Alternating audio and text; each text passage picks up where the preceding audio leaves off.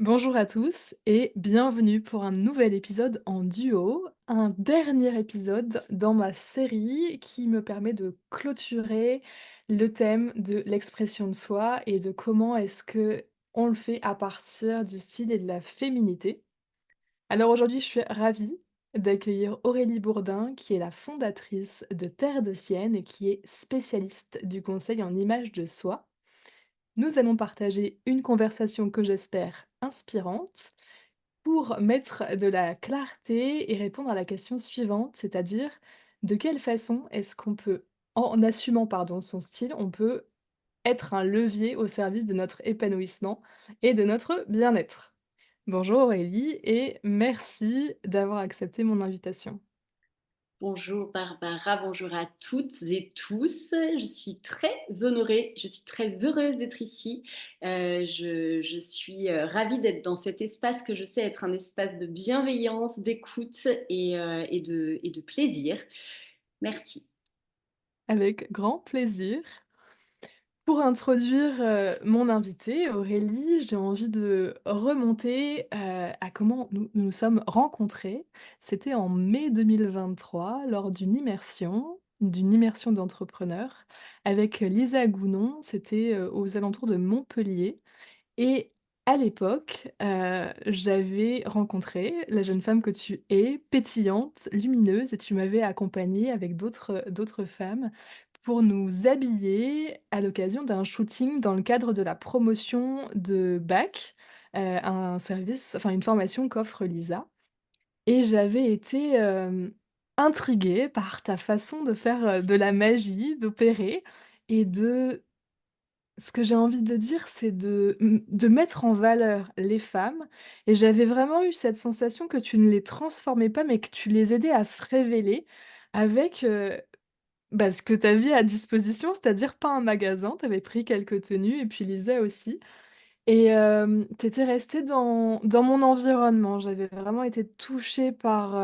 ta couleur, par ta vibration, par ce que tu es et puis moi, dans mon parcours, cette année, il y a eu une première étape, celle de faire un grand tri au premier semestre, de cette année et puis l'envie d'honorer une intention, celle de ramener de la cohérence et de l'harmonie entre ce que je perçois de ce que je suis et ce que j'exprime et c'est dans ce cadre-là que je t'ai contactée pour un accompagnement individuel qui a eu lieu cet été, à Lyon en partie et en fait, je me réjouis de t'offrir un espace sur le podcast parce que j'ai commencé, cette série alors que nous venions de terminer notre dernier échange, la clôture de notre accompagnement et finalement tu viens boucler cette boucle à nouveau à propos de l'expression de soi, du style, de la féminité, de beauté, d'harmonie, que sais-je.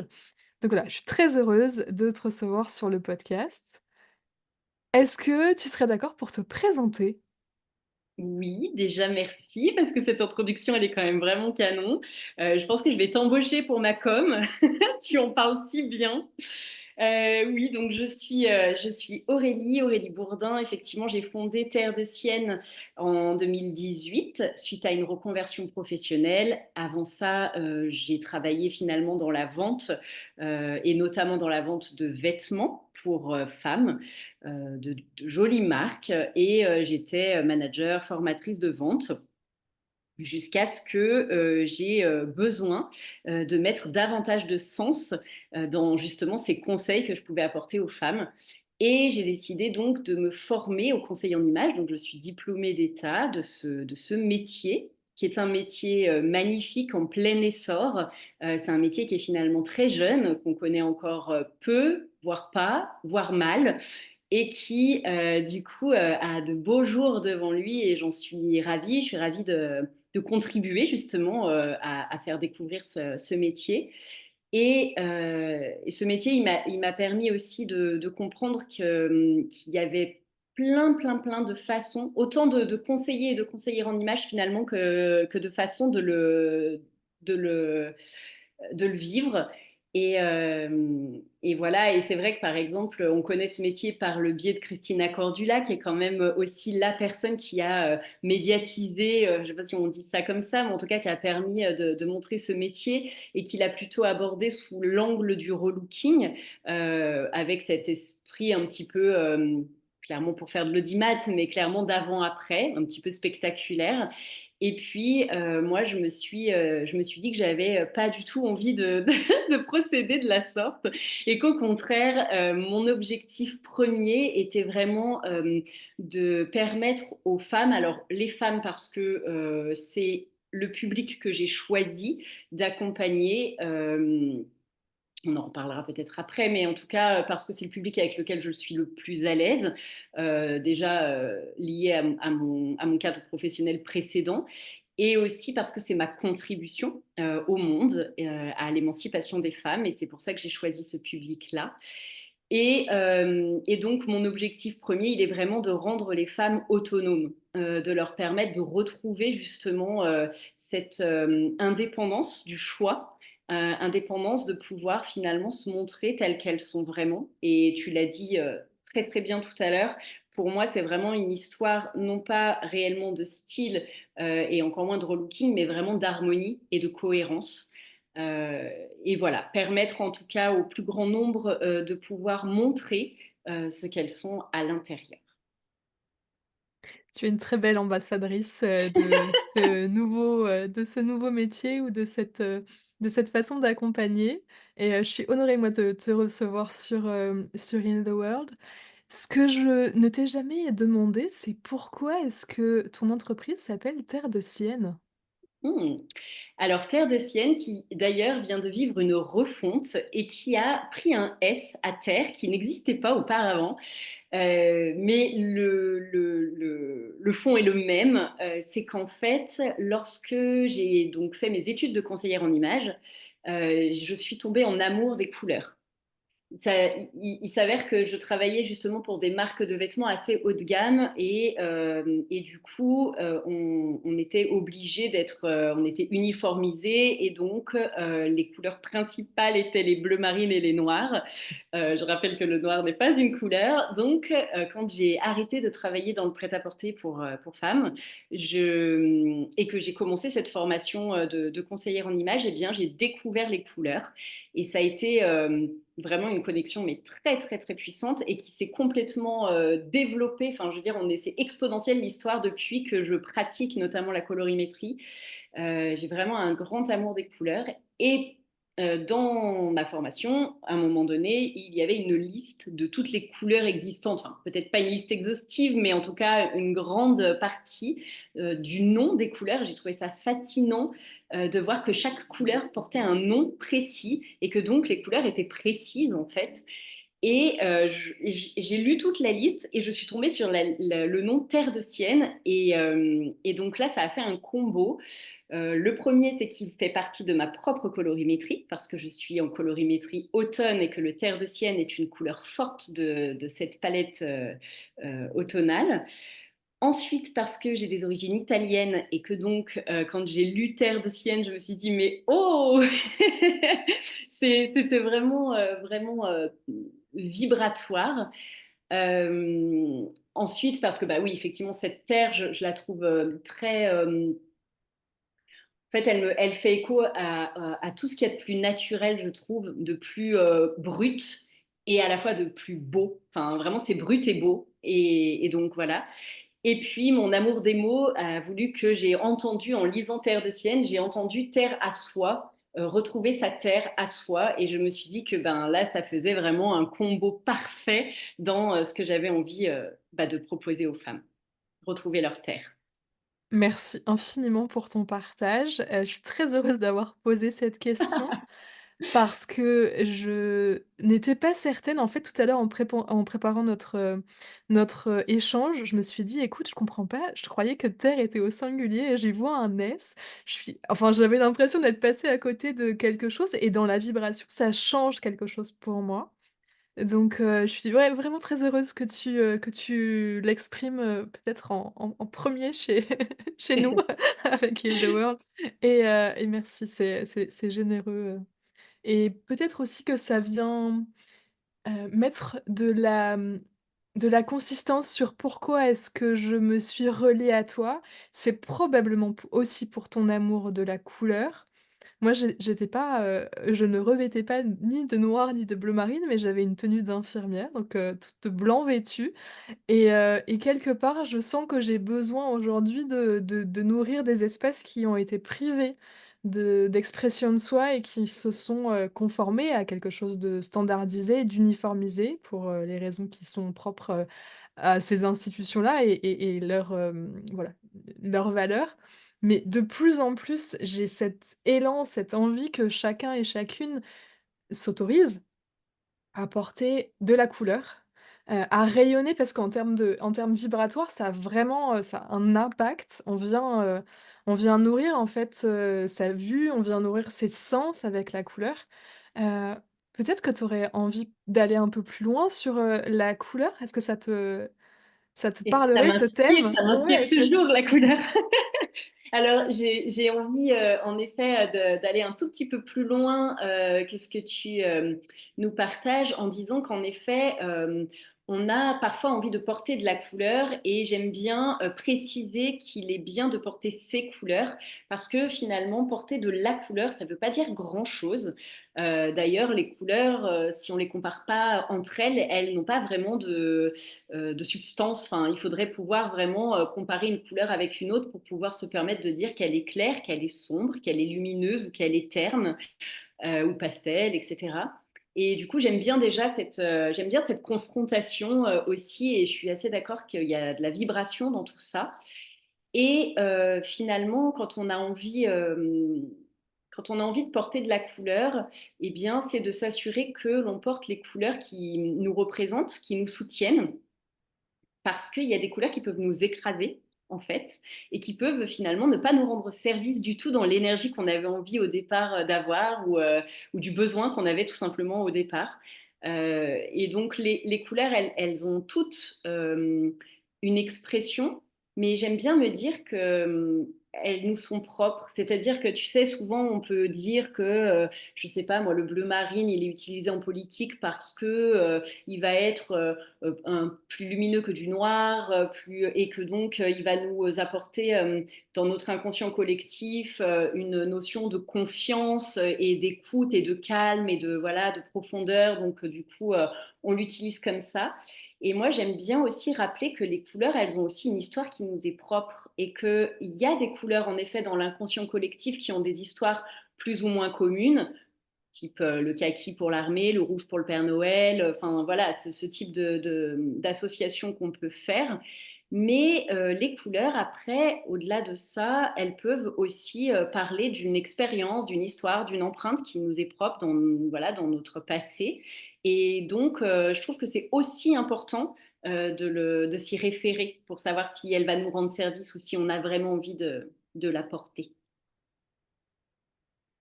Merci beaucoup pour, ta vision de la couleur. C'est joli, il y a un vocabulaire qui est très précis, qui est très riche et que j'adore. J'adore les mots et je trouve que tu en parles très bien. Hem, pour, refaire peut-être le lien avec Heal the World, je serais, curieuse d'avoir, ta vision de la santé. Vaste programme. Et peut-être en tant que toi, c'est-à-dire aujourd'hui l'entrepreneur que tu es, peut-être la mère de famille, enfin, vraiment de te réapproprier ce concept et de voir que ce que ça vient, toucher ou ce qui a envie de s'exprimer à travers toi. Ce qui émane spontanément quand je pense santé, pour moi, c'est directement associé au terme énergie. Ça va avec. Et donc, bon, qu'est-ce que je mets dans le terme énergie? Parce que ça aussi, du coup, c'est, j'imagine, différent pour chaque personne. Eh bien, c'est une vibration haute. C'est une envie, c'est de la joie, c'est de la lumière, euh, c'est vrai que c'est plus de l'ordre de la sensation pour moi, la santé, en fait. Et parce que, en fait, parfois, il peut arriver que le corps soit moins en santé, enfin, qu'il puisse avoir des problématiques physiques.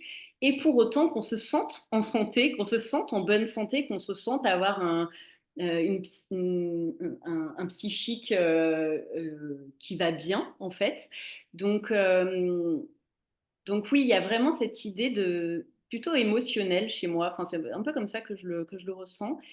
Et puis d'alignement. C'est vrai que enfin, le terme cœur-corps, santé interne et santé externe, enfin vraiment c'est encore cette histoire d'alignement, encore cette histoire d'équilibre qui fait sens pour moi dans la santé en fait. Voilà. C'est intéressant parce que quand je t'écoute, ce qui me vient moi spontanément, c'est le mot vitalité et la vitalité, chez moi, elle est associée à à des couleurs.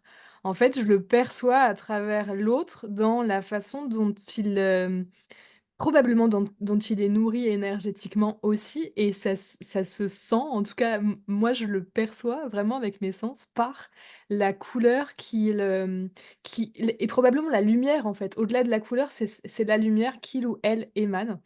Donc ça fait c'est rigolo parce que ça fait le lien, entre ces 2 thèmes. Oui et à la fois, tu vois, je pense là à mes automnes adoucis, qui ont une palette colorimétrique, dans les mats, justement avec beaucoup de noir, à l'intérieur des couleurs. C'est pas du noir, c'est vraiment, des tons qui vont être matifiés, qui vont être vraiment, des tons sourds, des tons, plutôt calmes et donc il y aura pas cette forme de vitalité, type couleur lumineuse, type, et pourtant, eh bien, je trouverais aussi pareil le même sens de la santé et de l'alignement, mais parce que là, par exemple, ça me fera plutôt écho à de la sérénité, mais encore une fois, à de l'alignement, en fait. C'est Et voilà. c'est encore cette histoire de cohérence et Mm. d'harmonie. Je vois pas la couleur de la vitalité ou de la santé que par le prisme du pétillant ou de l'intensité. Je le vois vraiment comme, cette notion de laisser exprimer quelque part, cette beauté, cette émanation, de lumière. Enfin, c'est marrant parce que c'est pas forcément toujours comme ça que j'aborde le podcast. Je suis pas forcément toujours aussi, à retranscrire ce que je perçois et comment mettre des mots ou traduire, mes ressentis, mais là, ça s'exprime, comme ça. Est-ce que oui, bah, je t'en ai parlé, avant que l'on commence, cet enregistrement. Je te disais à Lyon, alors que nous étions en train de déjeuner, tu m'avais fait, part de la situation professionnelle de ton entourage, familial et tu m'avais dit que eux, ils appartenaient au corps, médical et paramédical et je t'avais regardé avec des gros yeux en disant: «Mais pourquoi eux? Beh, pourquoi est-ce que pas toi?» Et en fait, j'ai envie que tu puisses répondre à ça dans cet espace et que tu puisses aussi exprimer peut-être ce que tu as à dire sur le sujet aujourd'hui. Oui, c'est vrai qu'on avait fait un lien pendant cette pause déjeuner avec bah, ton ancien cadre professionnel et donc ça m'avait forcément fait écho parce qu'en effet, enfin, pas toute ma famille, mais quand même, on est à 80% de ma famille proche qui sont effectivement des accompagnants, donc vraiment dans la médecine, quoi, médecins généralistes, diététiciens, orthophonistes, infirmiers. Donc on a quand même vraiment en plus un spectre assez intéressant, assez large. Et c'est vrai que du coup, là, il s'agit vraiment de la médecine qui a fait des études dans la médecine, qui travaille dans des hôpitaux, dans des cabinets. Et donc, quand on en a discuté, pour moi, c'était clair que c'était deux mondes très distincts en fait. Et j'ai trouvé ça super intelligent en fait que tu me partages cette vision qui est la tienne parce que bah, du coup ça a vraiment fait son chemin dans ma tête et de me dire mais en fait en effet j'ai vraiment un fort attrait aussi pour l'accompagnement aux autres et c'est ce que je fais en fait dans le métier que je fais aujourd'hui, c'est vraiment du soin. C'est vraiment du soin à l'image du coup, mais c'est du soin à aussi cet aspect plus psychologique bah, d'estime de soi, de confiance en soi, de, ouais, de connaissance de soi. Et donc, en effet, moi aussi, avec le métier qui est le mien, eh bien, oui, je fais partie des personnes qui soignent. c'est beau. Et pour tout te dire, c'était très facile pour moi de enfin, ça m'avait vraiment j'avais trouvé que c'était une évidence que tu faisais partie de ce soin et de cette santé, intégrative. Et lorsque j'ai eu l'élan de partager mon parcours en lien avec la féminité et tout ce cheminement des dernières années, j'ai eu plein de parts de moi qui se sont mises à résister très, très fort à l'idée de communiquer à ce propos-là sur le podcast. J'ai, imaginé des conversations avec l'étudiante que j'étais, l'étudiante infirmière, l'infirmière que j'étais et qui peut-être n'auraient pas, compris tout de suite le lien entre la santé et ce que je viens chercher. Moi, je suis convaincue aujourd'hui que ça fait partie de mon processus de guérison et puis que dès lors que je peux réconcilier des aspects de ce que je suis, ça contribue à une forme de santé, ça contribue à une forme de vitalité, ça contribue à mon bien-être et à mon épanouissement. Hem et c'est en ça peut-être aussi que j'ai envie de partager ton portrait et celui des autres, intervenants, parce que je pense que vous avez et nous avons tous, quelque chose à exprimer de notre vérité, de notre contribution et de ce que l'on a à offrir au monde. Et de mon point de vue, ça c'est ma vision à moi de la santé, mais plus on sera nombreux et nombreuses à incarner notre vérité, notre contribution, celle qui vient de notre cœur, et plus, on sera plein de vie, de joie, de nous, en fait, de vitalité, de santé. Merci de me permettre de faire le lien avec toi et avec ce joli projet. Mais avec plaisir et en fait, moi je trouve ça hyper courageux parce que c'est vrai qu'aujourd'hui, du fait que c'est ce que j'expliquais au départ, que ce métier il soit pas encore complètement établi, moi j'ai encore besoin de l'expliquer ce métier en fait. Quand on me demande ce que je fais dans la vie et que je dis bah, je suis conseillère en image, les gens me disent en image de quoi? Bah, en image de soi, ok très bien. Et donc après je développe un peu en expliquant le process et c'est vrai que j'ai encore des ah bon mais il y a des personnes qui ont besoin de ça. Ah bon, mais il y a des personnes qui font appel à toi. Bah ouais, oui, oui, oui, effectivement. Et ces mêmes personnes qui me répondent à la fin des accompagnements, mais mon Dieu, ça devrait être remboursé par la Sécu. C'est pas normal que ça fasse pas partie justement intégrante des accompagnements de soins classiques qu'on peut rencontrer parce que c'est aussi important en fait que le reste et qu'on peut avoir travaillé sur des aspects émotionnels, psychologiques pendant des années. Mais si on ne crée pas la bascule avec le fait d'être capable de le montrer voilà, d'être assumé aussi dans ce sens, et ben du coup, le boulot, il n'est pas fait complètement. En fait, on n'est pas allé au bout, il n'est pas abouti, et en fait, on le ressentira jamais pleinement. Donc oui, il est essentiel ce métier, et oui, il est complémentaire du reste, bien sûr. Souvent dans les processus, qui engendrent l'émergence, de maux ou de maladies, tu as la dévalorisation. Tu as cette, image de soi qui est altérée, qui est déformée, qui est, souvent diminuée et c'est une évidence, moi, pour l'avoir vécu et peut-être que je vais prendre quelques instants pour, partager mon retour d'expérience. C'est à quel point de de prendre un temps, un espace pour, oser se demander vers quoi on a envie de tendre, vers quoi est-ce qu'on enfin, on se sent être en lien, avec quoi on résonne, plus, cette notion de colorimétrie.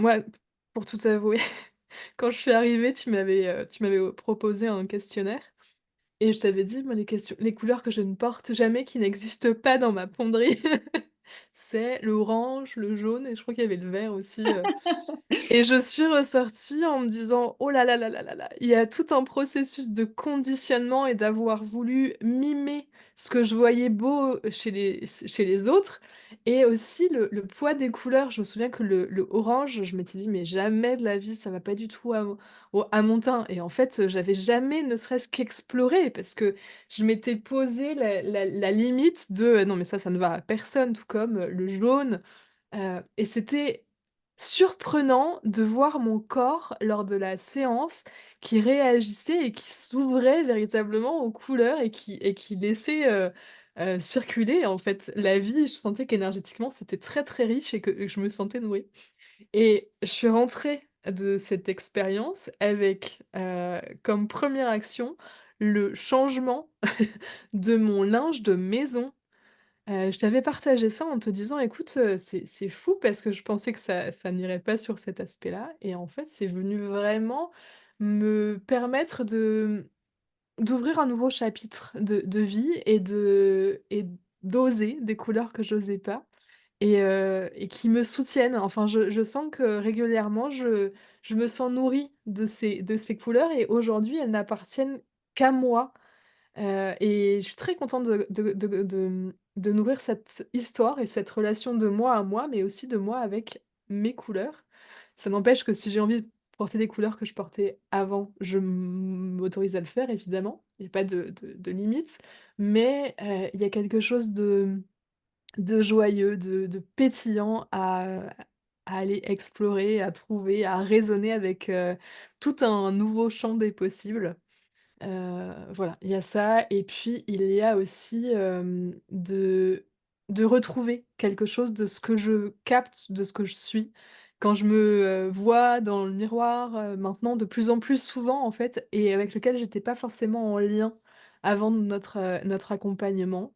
Donc voilà, j'ai vraiment senti un avant et un après.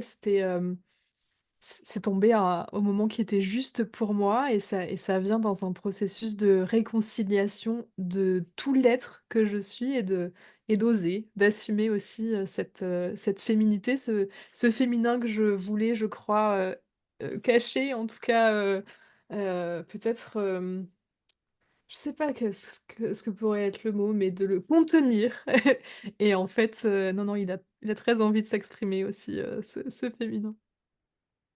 Waouh, trop chouette. Oui, je me rappelle très bien te voir, vraiment, être dans une vraie expression corporelle, face aux couleurs et vraiment, je me souviens te voir valider, en fait, les couleurs qui étaient, il faut savoir que cette analyse, elle est pas subjective du tout. C'est pas moi qui suis derrière les étoffes en train de dire: «Ah bah ça, c'est trop bien sur toi». C'est vraiment les étoffes qui parlent d'elles-mêmes et la correspondance, la résonance qu'elles font à l'intérieur de soi et donc du coup, vous êtes vraiment acteur, actrice, de ce moment. L'idée, c'est vraiment de vous permettre de le voir par vos yeux, en fait, et de le comprendre et de le ressentir. Et je me souviens que toi, il y avait beaucoup, beaucoup de ressentis. Et puis, tout à l'heure, tu donnais l'exemple de l'orange. Donc, il faut savoir que là, on ne te voit pas, mais en fait, tu es en orange. Et c'est très lumineux. Ça te met dans une présence incroyable. Et vraiment, tu parlais du fait que tu avais du coup eu une rencontre entre toi et toi-même, entre toi et tes couleurs. Mais c'est aussi une rencontre qui est tournée vers l'autre. C'est aussi une rencontre qui est tournée vers le monde. Parce que porter ces couleurs, c'est aussi permettre aux autres d'être reconnus. Dans qui nous sommes vraiment, en fait, dans son unicité, mais dans son authenticité aussi. Et donc, c'est vraiment, c'est pour ça que c'est important, en effet, d'être prête. Et je pense qu'il y a, voilà, c'est toujours des rendez-vous avec soi, mais il y a un avant et un après parce que c'est le moment où finalement on est aussi, on ouvre le champ d'être vu, d'être reconnu et donc d'être connecté par le reste du monde. C'est très joli. Je pense que un des autres aspects de ce qui m'a attirée chez toi, c'est la notion de conscience et c'est que dans le processus de l'accompagnement, range, tri, aime, heu, ouf, C'est ça. ouf, tu proposes aussi d'accompagner les personnes à se trouver des pièces par le biais de la seconde main et en fait, j'aimerais bien qu'on évoque, cet aspect-là. Moi, je le partage pas forcément souvent, mais j'ai été, une adepte du minimalisme, du zéro déchet, je suis assez investie et engagée et j'avais besoin, je crois, pour, passer le pas, de savoir que ça pouvait se faire aussi avec, l'idée que ça ne comment je pourrais l'exprimer? Que ça ne vienne pas heurter d'autres valeurs. J'avais besoin que ça honore aussi cette notion de respect du vivant et de conscience des ressources que l'on a.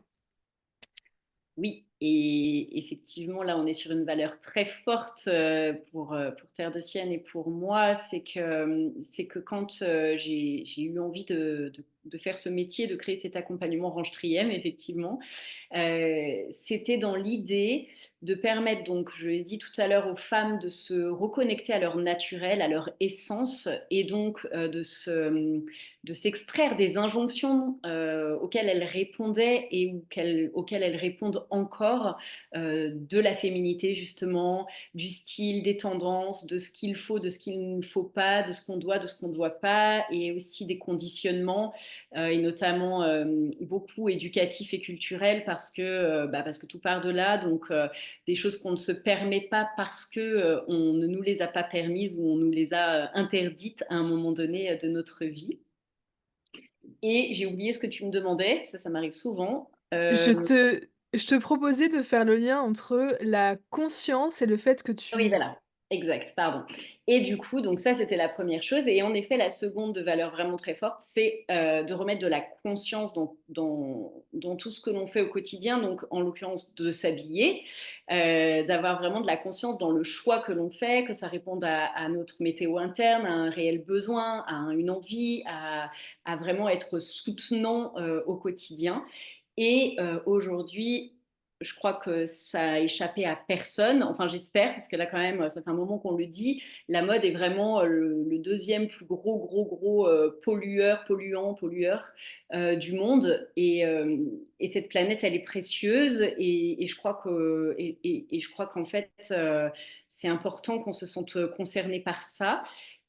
Et puis, parce que pour moi, l'ultra fast fashion et surtout la surconsommation, elle cache toujours quelque chose d'autre. Et que c'est comme n'importe quelle addiction finalement de remplissage. Ça peut, voilà, n'importe lequel, ça enfin, fonctionne de la même façon. Ça cache quelque chose d'autre, ça cache un ennui, ça cache un besoin de faire changer des choses dans sa vie. Et puis bah, du coup, on préfère courir changer sa coiffure ou courir acheter des nouveaux vêtements pour continuer de se remplir. Et en fait, ça n'a absolument aucun effet bénéfique. C'est un système qui ne cesse jamais de refonctionner de la même façon et qui nous rend encore plus tristes, encore plus tristes, encore plus tristes. Donc c'est bénéfique pour personne. Donc je pars du principe qu'en effet, en termes de vêtements, tout existe déjà. Et justement, c'est un levier hyper intéressant de créativité, de se dire qu'on ne va pas forcément aller chercher dans une boutique de prêt-à-porter un vêtement actuel, dans une tendance actuelle qui est proposée de telle façon parce que c'est comme ça qu'il faut le porter aujourd'hui, mais plutôt soit de s'en inspirer, soit de pas du tout s'en inspirer parce qu'en fait, on sait à l'intérieur de soi ce qui est OK pour nous et puis bah, d'aller chercher ailleurs, donc en effet, dépôt-vente, friperie, vintage, enfin il y a vraiment largement de quoi faire pour aller chercher les pièces pépites qui nous font vraiment envie ou dont on a vraiment besoin, si tant est qu'on ait un réel besoin, mais bon, quand même. Merci pour tes mots. C'est vraiment aussi cette idée de d'intemporel. Je trouve que dans ce que tu offres, il y a se reconnecter avec quelque chose qui nous appartient et qui est en lien avec notre centre, avec, notre alignement et qui ne dépend pas de l'extérieur. Et en ça, finalement, il y a quelque chose qui est j'entends intemporel dans le moment présent, tu vois? Dans ici et maintenant, c'est avec ça que je raisonne. Ça veut pas dire que ça ne bougera pas et que ça n'évoluera pas. A priori, s on enfin, il y a du mouvement, on n'est pas des arbres, hein, donc il y a quand même quelque chose qui peut bouger et qui est invité à continuer à explorer et cetera. Mais voilà, je trouve que c'est aussi se saisir de pièces intemporelles, de pièces de qualité, de pièces, moi j'ai invité beaucoup de soi, en fait, finalement, suite à notre accompagnement et je suis très heureuse, en fait. Je sens que ça change quelque chose et je l'avais pas dit, en introduction de cet épisode de podcast, mais lorsque tu m'avais accompagnée, pendant l'immersion de Lisa sur ce changement de tenue, j'avais vraiment senti quelque chose dans la posture. En fait, j'étais la même, Littéralement, il s'était passé 5 minutes entre le l'avant et l'après et quelque chose avait bougé de ce que j'exprimais et de la façon dont je me présentais au monde. Et je pense que c'était la première graine, moi, pour venir te recontacter un peu plus tard, c'était de percevoir à quel point parfois c'est un levier qui est facilement, atteignable et peut-être que dans ce processus, tu aurais un conseil à partager aux personnes qui seraient peut-être sur ce chemin de vouloir se réapproprier, de la cohérence, de l'harmonie et honorer ce qu'elles sont, mais qui sont pas encore, tout à fait prêtes, qui sont pas encore, dans le processus de vouloir se faire accompagner. Ça serait quoi pour toi le premier pas? Je crois que le premier pas, c'est toujours le premier pas pour toutes, même pour celles qui sont accompagnées, par terre de sienne, c'est vraiment une notion de connaissance de soi. Donc c'est vraiment, parce que c'est quelque chose qu'on ne fait pas en fait finalement, c'est vraiment de s'offrir un espace, un temps, où on peut, un peu discuter avec soi-même.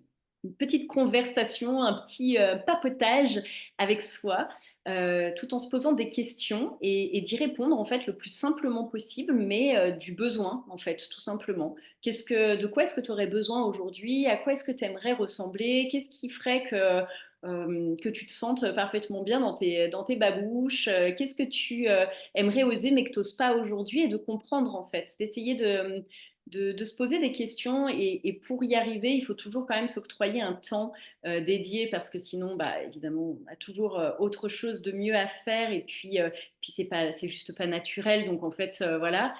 Mais déjà, voilà, moi je pense que ça, tout commence et c'est vraiment cette notion de conscience. Tout commence par mettre de la conscience dans les choses et souvent on a beaucoup de réponses en soi déjà, en fait.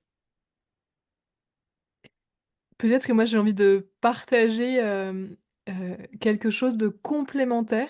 Ce que j'avais aimé de ton accompagnement aussi et peut-être que ça venait résonner avec, le livre de Marie Kondo à propos du rangement, la magie du rangement et qui avait, évoqué la joie comme indicateur. Et parfois, on garde des pièces par loyauté, des vêtements, enfin ça s'adresse aux vêtements ici dans le cadre de cet épisode, mais pour plein d'autres choses. Et et posons-nous la question, remettons de la conscience sur de quel espace ça part, en fait? Pourquoi est-ce que je garde ce que je garde? Et est-ce que j'ai vraiment de la joie, de l'enthousiasme à me saisir de cette pièce, à la voir dans mon dressing, à pouvoir, la porter, m'en vêtir ou pas? Peut-être que ça peut compléter aussi ce questionnement et cette idée de prendre un temps et de le C'est très juste. reprioriser. Mmh. C'est très juste et puis de vraiment toujours se poser la question de savoir, alors oui, de quel espace ça part et à qui ça appartient. C'est toujours intéressant aussi, on évoquait les couleurs tout à l'heure, quand on a par exemple un, une problématique avec une couleur, de se demander si effectivement c'est bien lié à notre histoire ou si c'est quelque chose que l'on porte de loyauté familiale, en effet, parce qu'on a entendu un jour quelqu'un dire que cette couleur, elle était, et je pense à notre pauvre lilas, notre pauvre violet glycine, qui est maltraité, malmené parce que personne ne l'aime, enfin très peu de gens l'aiment, parce que en fait, bah, là, c'est vraiment associé directement aux grands-mères, enfin aux grands-mères, aux personnes âgées en tout cas, et du coup, il est difficilement acceptable, mais bah voilà, de se dire que parfois on peut raconter une nouvelle histoire avec une couleur. Et pareil avec les vêtements qui composent notre garde-robe, de se poser en effet la question de quelle est l'énergie que le vêtement porte, quelle est l'histoire qu'il supporte et est-ce que j'ai encore envie de la raconter ou est-ce que je peux aussi prendre la décision, faire le choix que non. Merci Aurélie, merci beaucoup pour ton partage, pour, cet épisode de podcast. Est-ce que tu peux nous partager, la façon dont on se relie à toi, si on a envie de rentrer dans l'univers de Terre de Sienne? Alors, il y a différentes façons de me rejoindre, de suivre mon univers. Je dirais que le principal, ça reste Instagram parce que c'est vraiment le réseau social sur lequel je suis la plus active, à savoir presque quotidiennement. Donc sur Instagram, c'est possible également de me contacter en message privé sur Instagram puisque, parce que je réponds. Donc n'hésitez pas. J'ai effectivement encore une page sur le site de Mu. C'est une autre histoire, mais avant que je refasse mon site internet, il y a l'accès sur le site de Mu. Et puis j'ai un groupe Telegram qui est en fait tout nouveau également. C'est une masterclass qui est offerte et qui permet du coup de suivre ma vision sur toutes ces notions justement de l'image, de l'estime, de la féminité. Tous les mois, je propose un nouvel audio. Peut-être qu'il y en aura davantage si je suis inspirée, mais en tout cas pour l'instant, voilà, ça vient de commencer, donc on peut aussi me retrouver sur cet espace. Je mettrai toutes les informations évidemment sous les, épisodes, que ce soit sur YouTube ou sur, Spotify. Merci infiniment pour ton temps, pour, ta générosité et pour ce magnifique échange. Je me réjouis, moi, de continuer à te suivre et je te dis à bientôt. Merci beaucoup pour cet accueil, pour cet échange que j'ai trouvé vraiment riche. C'est toujours un plaisir de parler de ces sujets et écoutez, vous êtes tous les bienvenus en tout cas si vous avez envie d'en savoir davantage. Belle journée.